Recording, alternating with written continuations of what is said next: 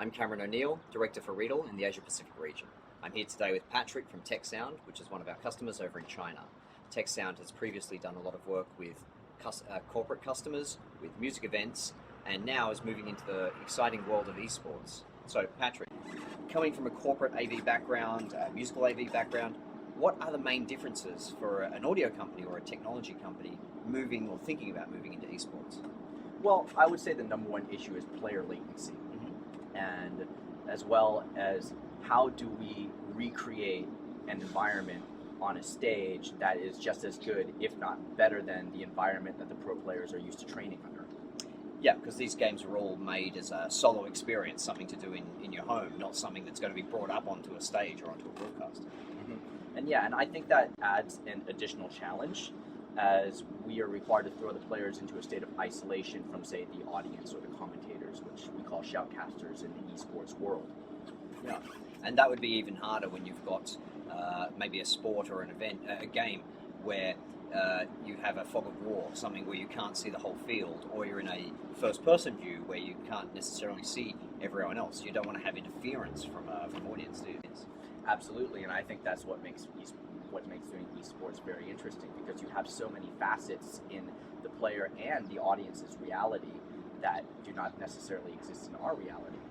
Yeah, and I think a lot of people are jumping on this as well. Like, I think Google just announced their Stadium project.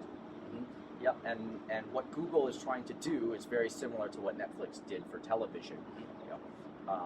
By implementing interactive online streaming of games, they are essentially creating a path for players that would normally have to spend a lot on a gaming rig to get into gaming, and anything that increases the number of audience that's interested in esports is definitely good for our industry.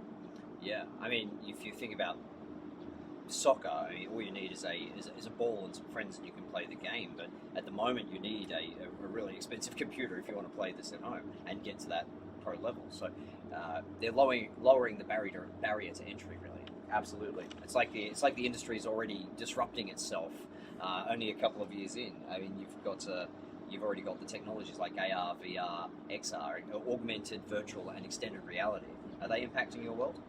Well, what we're seeing is AR is certainly being used in esports in a very similar way that it's being used in traditional sports. In traditional sports, you would use augmented reality to draw lines on a field that only the online viewers could see. But taking that a step further, what you can do with AR and esports is you can actually go as far as to recreate characters from the game in the audience reality. Yeah, so it's going to hit that holy grail of increasing the audience, not just the experience, but also their engagement with the sport and with the players. Yeah, some games are even going as far as allowing players to use their PCs to spectate on the game inside the game.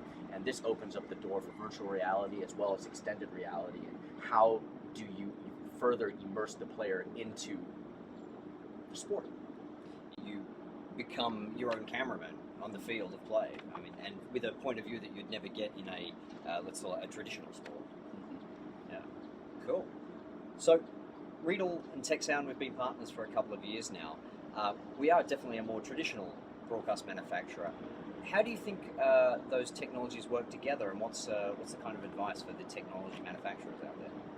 Well, I think all the technology manufacturers in pro audio really need to be ready to implement this consumer game technology into our pro world. With RIEDEL in particular, although with the broadcast side of things, not much has changed other than the ability to use a computer as an in-game camera.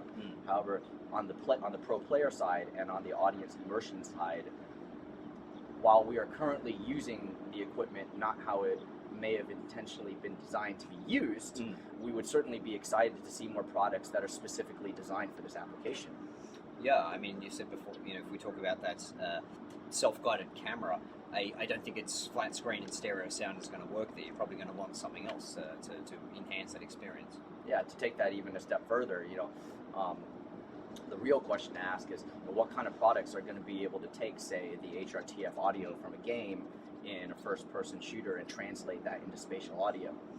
Yeah, I mean, if you have 1,000 people watching a game, that could be 1,000 different points of audio, and trying to make 1,000 5.1 mixes isn't going to work. You need to take a spatial audio thing and have that process for each individual user. Pretty exciting, isn't it? Yeah, it's good fun. Looking forward to it. Me too. Cool. Patrick, thank you very much for joining us here, and hope to see you in the future. Thank you, Cam.